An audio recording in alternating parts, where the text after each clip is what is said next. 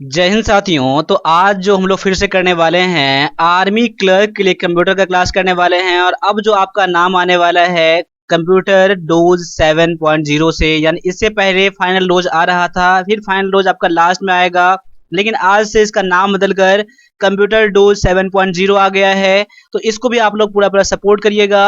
अगर आप ये सारे क्लास देख लेंगे, जबकि आपका अभी जो एग्जाम आने वाला है 13 नवंबर को या उसके बाद जिसका भी एग्जाम है, उनके लिए खासकर उनके लिए बहुत ज़्यादा बेनिफिट है। और भी एग्जाम के लिए बेनिफिट रहेगा, लेकिन खासकर 13 नवंबर और उसके बाद वाले एग्जाम के लिए बहुत ज़्यादा बेनिफिट रहने वाला है ये। साथ साथ में ये जो आपका ई बुक है, इसमें 800 प्लस आपका वन लाइनर क्वेश्चन है। ये 50 रुपये का है, ये ले लीजिएगा। और जो भी मेरे क्लास आ रहे हैं शाम के 6 बजे, वो सारे क्लास कर लीजिएगा, आपके A to Z क्वेश्चन बन जाएंगे। ये ऐसा मैं कर रहा हूँ, गारंटी इस बात का नहीं है, लेकिन अभी तक मुझे ऐसा हुआ है। मैं आपको वो चीज बता रहा हूँ, इसलिए क्लास को देखना लास्ट तक, आप नहीं भूलिएगा। चलिए स्टार्ट करते हैं आज के पहले क्वेश्चन से। और 1 मिनट के लिए आप लोगों ने मैं रोकूंगा आपको। अगर आपने अभी तक चैनल को लाइक सब्सक्राइब नहीं करा है तो सब्सक्राइब जरूर कर लीजिएगा। और चलिए इसी के साथ मैं क्वेश्चन पे आपको लेके आता हूँ। क्वेश्चन आपके सामने में ये है, निम्नलिखित में से कौन सा ऑपरेशन कंप्यूटर द्वारा नहीं किया जाता है। अब देखिए, कंप्यूटर द्वारा कौन सा काम नहीं किया जाता है, कंप्यूटर द्वारा कौन सा प्रोसेस नहीं किया जाता है। तो आपके सामने में यहाँ पर ऑप्शन है इनपुटिंग, प्रोसेसिंग, कंट्रोलिंग और अंडरस्टैंडिंग। तो यानी कि यहाँ पर जो आपको आंसर देना है वो कौन सा सही है वो देना है। तो यहाँ पर आपका आंसर जो है ऑप्शन नंबर डी है, जो कि अंडरस्टैंडिंग नहीं करता है। यानी कंप्यूटर कुछ भी नहीं समझता है। कंप्यूटर को जो भी हम लोग इंस्ट्रक्शन देते हैं, जो भी काम करने के लिए बोलते हैं, वही काम करता है, अदरवाइज वो सोच नहीं सकता है। ठीक है, चलिए बढ़ते हैं अगले क्वेश्चन की तरफ। अगला क्वेश्चन आपके सामने में आ चुका है कि डिजिटल घड़ी में किस प्रकार का कंप्यूटर पाया जाता है। अगर आप ये मेरा सारा क्लास देखते होंगे ना, इस क्वेश्चन का आप लोग आंसर कर चुके होंगे। तो यहाँ पर डायरेक्टली मैं बता रहा हूँ, इसका आंसर जो है ऑप्शन नंबर डी है, जो कि है एम्बेडेड कंप्यूटर। यानी कि घड़ी में जो होता है, डिजिटल घड़ी में जो होता है, वो किस तरह कंप्यूटर होते हैं, कार में भी जो लगाया जाता है कंप्यूटर, वो क्या होता है, एम्बेडेड कंप्यूटर होता है। इसीलिए यहाँ पर ऑप्शन नंबर डी जो है आपका यहाँ पर बिल्कुल करेक्ट आंसर हो जाता है। तो ऐसे ही क्लास को लास्ट देखिएगा और आप आर्मी क्लर्क में अग्निवीर जरूर बनेंगे। अगर आप सारा class one plus Prince academy का देखते हैं, पेपर देखते हैं, अगर आप पेड कोर्स लिए हैं, तब भी मैं बोलूंगा आर्मी क्लर्क में एक बार में बन जाएंगे आप। अगले क्वेश्चन को देख लीजिए, क्या है कि निम्नलिखित में से कौन सा पेरिफेरल इनपुट और आउटपुट दोनों के रूप में काम नहीं कर सकता है। देखिए यहाँ पर कौन सा ऐसा ऑप्शन है। देखिए चारों क्या है, यहाँ पर पेरिफेरल डिवाइस है, जो कंप्यूटर में अलग से लगाए जाते हैं डिवाइस। इसके बिना भी कंप्यूटर चल सकते हैं, लेकिन यहाँ पर क्वेश्चन वो नहीं है। क्वेश्चन ये है कि ऐसा कौन सा इसमें से आपका डिवाइस है, पेरिफेरल डिवाइस है, जो इनपुट और आउटपुट दोनों में काम नहीं कर सकता है। तो यहाँ पर आपका आंसर जो हो जाएगा ऑप्शन नंबर सी हो जाएगा, जो कि स्कैनर। देखिए स्कैनर केवल और केवल इनपुट भी काम करता है। देखिए क्या करता है, इनपुट तरह की काम करता है, लेकिन टेल प्रिंटर है, फ्लॉपी डिस्क ड्राइव है, ऑप्टिकल डिस्क ड्राइव है, ये आपका इनपुट के तौर पर और आउटपुट के तौर पर काम कर सकता है, लेकिन स्कैनर हमेशा इनपुट की तरह काम करेगा। इसीलिए आपका आंसर यहाँ पर क्या हो जाएगा, ऑप्शन नंबर सी हो जाएगा। बढ़िए अगले क्वेश्चन की तरफ। अगला क्वेश्चन आपके सामने में आ चुका है, क्वेश्चन नंबर 4। और क्वेश्चन को आपको लगाना है डायरेक्टली मेरे आंसर बोलने से पहले। और क्लास को एक बार शेयर जरूर कर दीजिएगा, जो भी बच्चे अगर आर्मी क्लर्क की तैयारी कर रहे हैं, उन्हें वन प्लस फ्रेंड्स अकेडमी का नाम जरूर बताना आप लोगों को। यहाँ पर क्वेश्चन ये है कि निम्नलिखित में से कौन सी मेमोरी कंप्यूटर की प्राथमिक मेमोरी नहीं है। कौन सा मेमोरी ऐसा है जो कंप्यूटर की प्राथमिक मेमोरी नहीं है, प्राइमरी मेमोरी नहीं है। क्वेश्चन आपका एक टाइप का यही आया था 16 अक्टूबर को। तो इस टाइप का क्वेश्चन, अलग टाइप का क्वेश्चन ये है, लेकिन प्राइमरी मेमोरी से क्वेश्चन आया हुआ था। तो कौन सा इसमें से है जो प्राइमरी मेमोरी नहीं है। तो यहाँ पर आपके सामने में जो ऑप्शन है, 4 ऑप्शन में से, और यहाँ पर आपका आंसर जो होना चाहिए ऑप्शन नंबर आपका डी आना चाहिए। देखिए सीडी रोम जो है क्या होता है, ये आपका प्राइमरी मेमोरी नहीं होता है। बाद में ये टीप रोम है, रैम है, रोम है, क्या है, सारे ये प्राइमरी मेमोरी में माने जाते हैं। अब आगे आ जाइए, अगला क्वेश्चन देख लीजिए, क्या है कि एक विशिष्ट घरेलू कंप्यूटर में प्रदर्शन की गति को बढ़ाने के लिए, यानी कि जो भी आप काम कर रहे हैं कंप्यूटर में, कंप्यूटर के स्पीड बढ़ाने के लिए सबसे विश्वसनीय प्रक्रिया कौन सा है, जो कि आपका हमेशा का हमेशा काम करता ही करता है।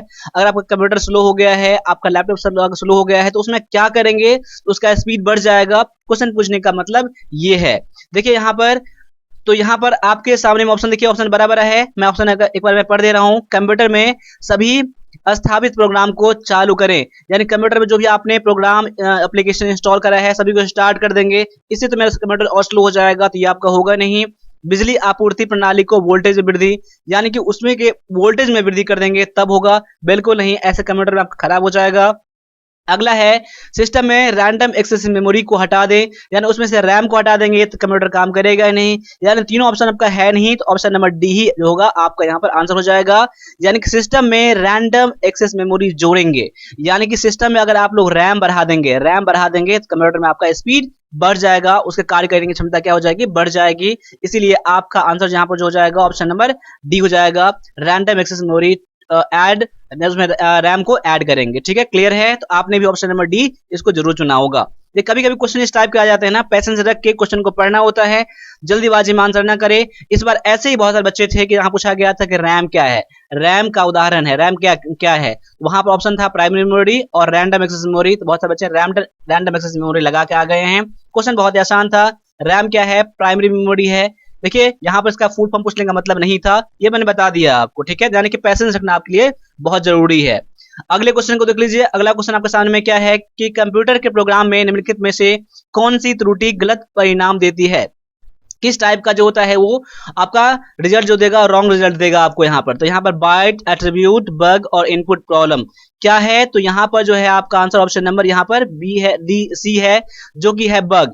बग क्या करता है, ये आपका गलत परिणाम देता है, आपका गलत परिणाम देता है। यहाँ पर ऑप्शन नंबर बी सी जो है बिल्कुल आपका आंसर बिल्कुल करेक्ट हो जाता है। लेकिन देखिए जब भी आपका प्रोग्राम की बात हो, एरर की बात हो, तो वहां पर बग आप लोग आंसर जरूर कर लीजिएगा। ठीक है, ऐसे आपने क्वेश्चन बना लिया होगा।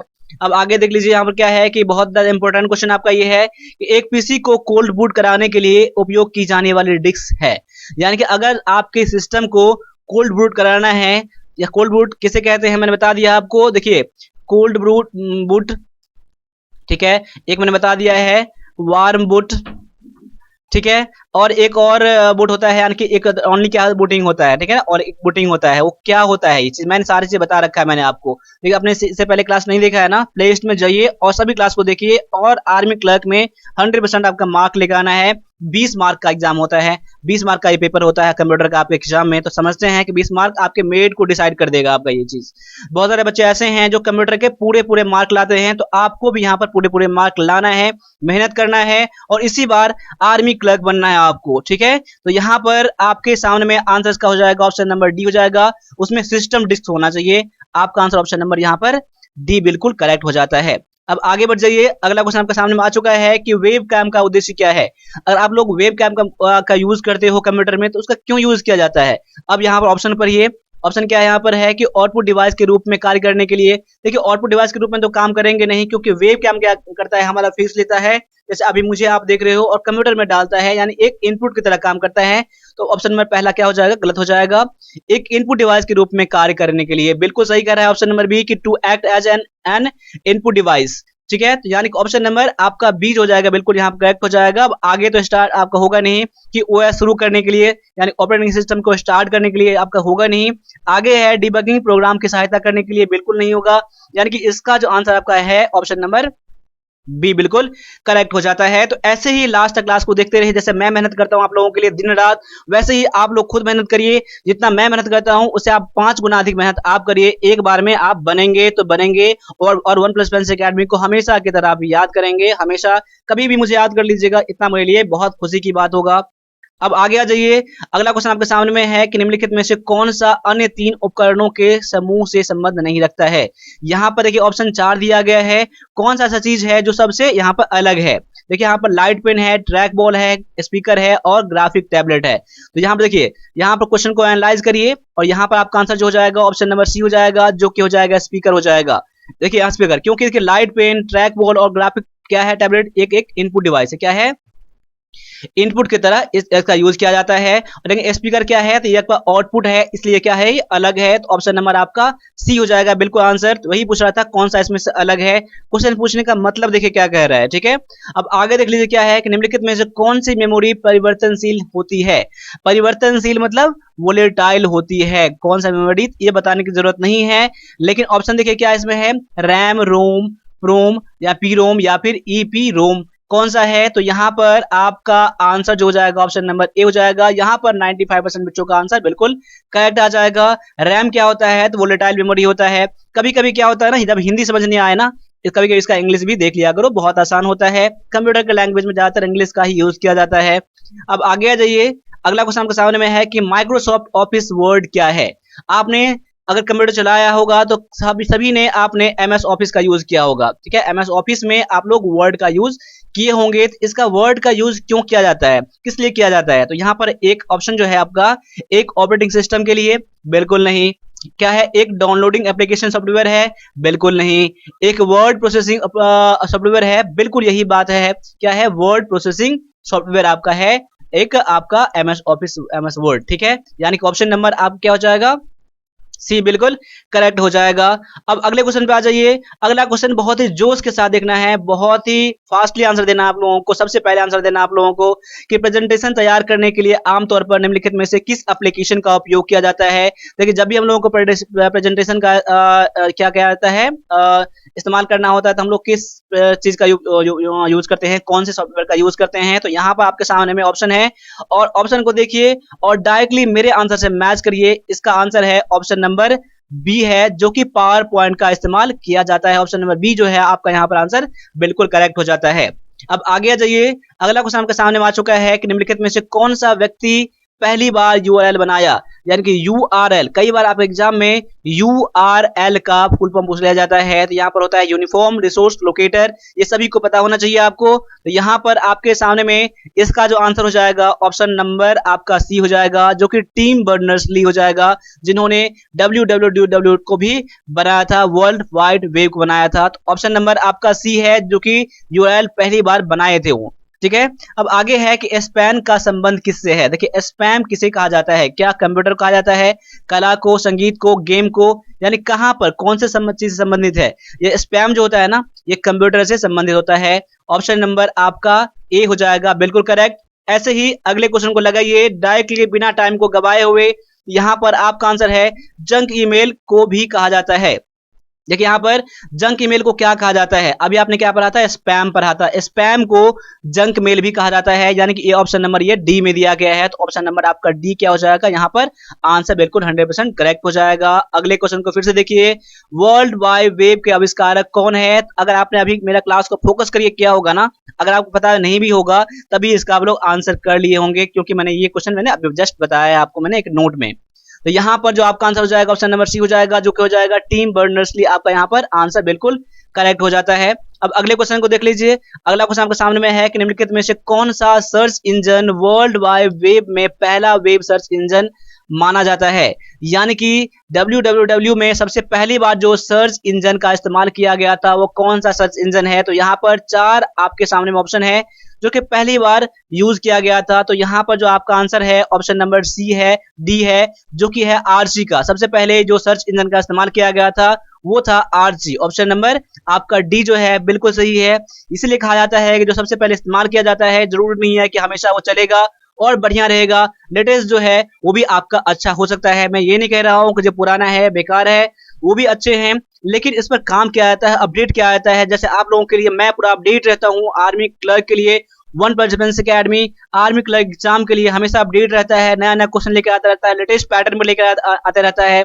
अगर आप वन प्लस डिफेंस अकेडमी के साथ जुड़े रहेंगे तो आप अवश्य एक दिन आर्मी बन जाएंगे। मैं इतना वादा के साथ कहता हूं, क्योंकि मैं आप लोगों के लिए पूरा पूरा डिबेटेड हूं। बस आप लोगों को मेहनत करना है, ठीक है।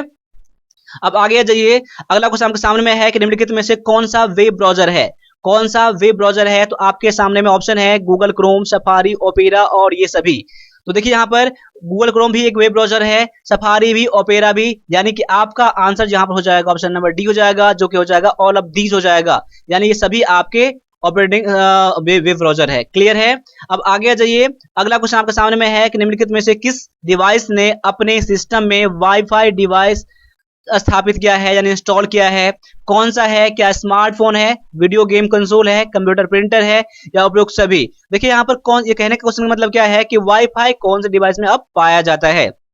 देखिए, स्मार्टफोन में भी पाया जाता है, आपका वीडियो गेम जो आप खेलते हैं डिवाइस जो होता है उसमें भी वाईफाई पाया जाता है, और कंप्यूटर प्रिंटर में भी पाया जाता है। देखिए, यहाँ पर एक मिनट, यहाँ पर लाइट कट गया यहाँ पर, तो चलिए एक बार देखिए यहाँ पर। अब आप लोगों को एक बार मैं रोकना चाहूंगा कि यहाँ पर देखिए लाइट कट गया है, तो कैसे दिख रहा है। चलिए मैं अभी लाइट यहाँ पर एक बार मैं इमेज को यहाँ छोटा कर देता हूँ, नहीं तो पता चलेगा कि आपको ऐसा चीज मैंने आपको यहाँ पर थोड़ा सा छोटा कर दिया, ठीक है।